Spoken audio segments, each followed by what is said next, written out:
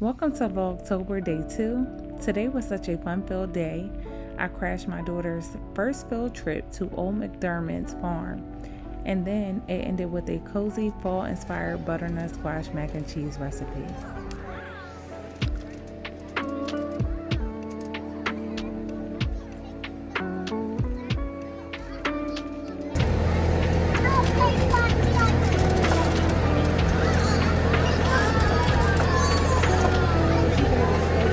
Nature? Yeah.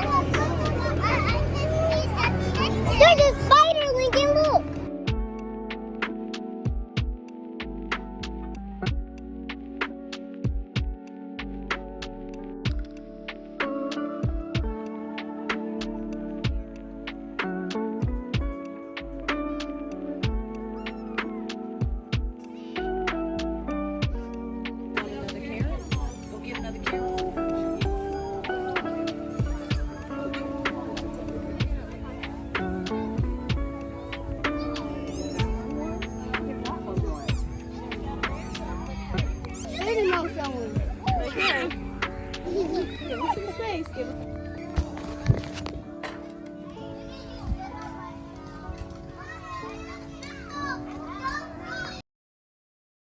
After a day on the farm, I wanted to whip up something comforting and delicious, perfect for the fall season. I was inspired to make this recipe after trying Trader Joe's Butternut Squash Mac and Cheese, which I recommend.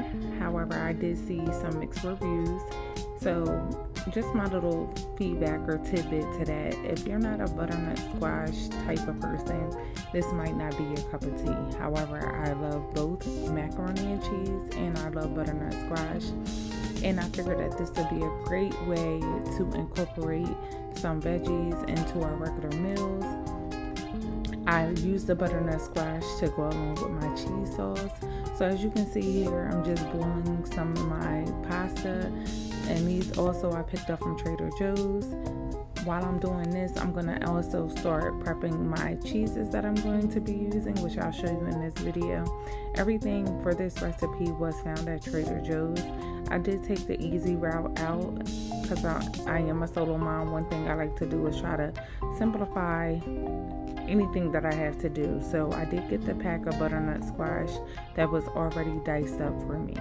Save you some time, y'all. If I don't tell y'all nothing else, I'm telling y'all to delegate and accept help, and when you cannot get help, get things that will help you. And having this butternut squash cut for me definitely helped me with this recipe. Once the squash was fork tender, I did remove it from the oven. I'm scooping it into my Ninja blender, where I'm going to add a little bit of my chicken broth, about a little bit less than a half a cup of chicken broth to this, because I just want to turn what I roasted into a puree.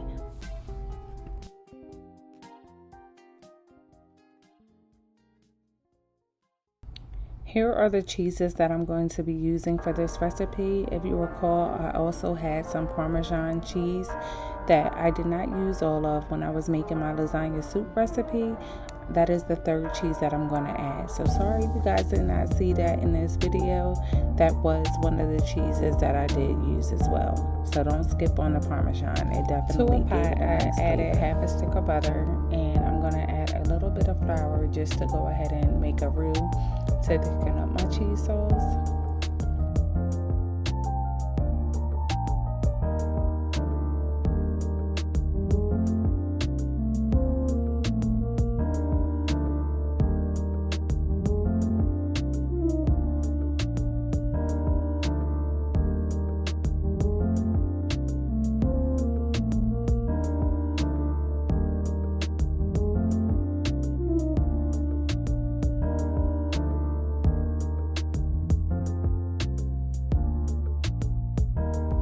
Once the flour is well incorporated, blended all together, you no longer see any chunks.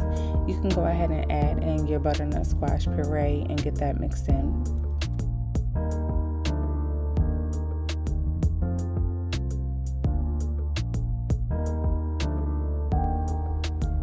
I'm then going to start adding in my cheeses and a little bit more of that chicken broth just to thin out the butternut squash in this recipe.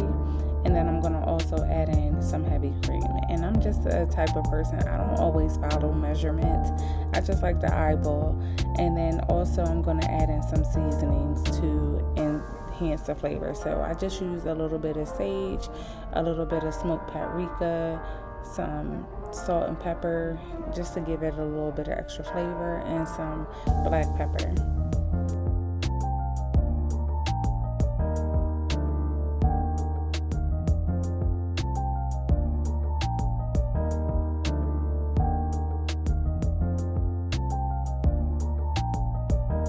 Now, don't forget to reserve some of this cheese because you're going to use some of it to also garnish the top of your macaroni.